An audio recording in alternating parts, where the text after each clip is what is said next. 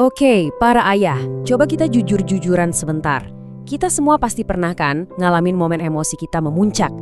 Tapi, pernah nggak kita berhenti sejenak buat mikirin, apa sih sebetulnya dampak dari cara kita marah itu? Yuk kita bedah bareng-bareng. Nah, kita mulai dari pertanyaan ini dan saya pengen Anda betul-betul merenungkannya.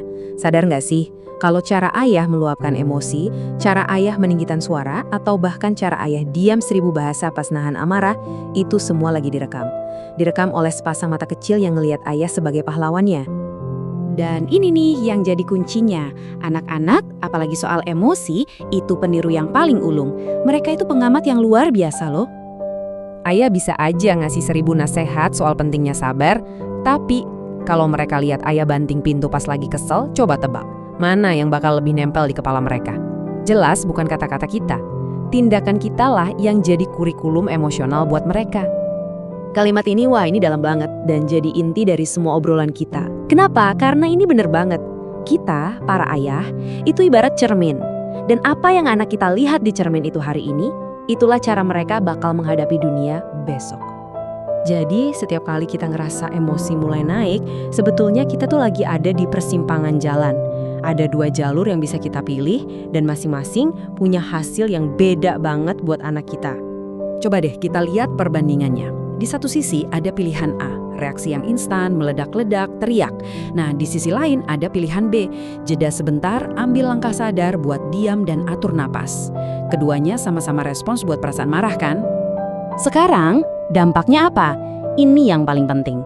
Kalau kita pilih A, anak kita otomatis merekam rumus simpel di otaknya, oh kalau aku marah, aku harus teriak.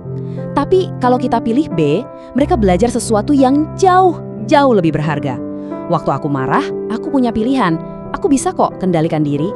Ini pelajaran tentang kekuatan, bukan kelemahan. Tapi tunggu dulu, penting banget nih buat dicatat. Tujuannya itu bukan untuk jadi ayah yang gak pernah marah sama sekali. Itu gak realistis dan malah gak sehat juga. Tujuannya adalah mengubah cara kita memandang dan mengekspresikan amarah itu sendiri.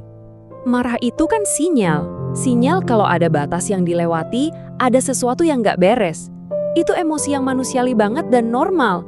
Jadi, masalahnya bukan di rasa marahnya, tapi di apa yang kita lakukan dengan rasa marah itu. Nah, ini dia definisi ayah yang sebetulnya paling dibutuhin sama anak-anak kita. Mereka itu nggak butuh sosok robot yang tanpa emosi.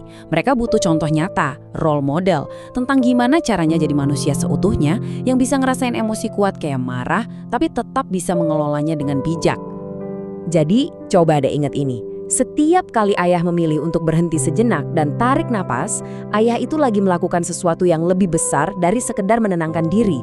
Ayah lagi berinvestasi buat masa depan anak. Ayah lagi bangun fondasi mental mereka, bata demi bata. Oke, teorinya kedengeran bagus, tapi praktiknya gimana? Nah, ayah kita bedah langkah pertama ayah sadar ini jadi sebuah proses yang simple banget yang bisa langsung ayah terapkan pas emosi mulai kepancing. Cuma 3 langkah sederhana ini aja. Pas darah mulai terasa mendidih, pertama, berhenti. Apapun yang lagi ayah lakuin, stop dulu.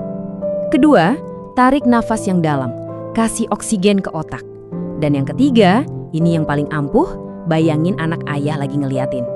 Ingat, saat itu juga ayah lagi ngajarin dia sesuatu. Jadi, kita tutup dengan pengingat ini. 3 kata yang bisa mengubah segalanya. Di setiap momen, baik dan buruk, dalam tawa maupun amarah, selalu ingat, anakmu sedang melihat. Pelajaran apa yang ingin ayah berikan kepada mereka hari ini?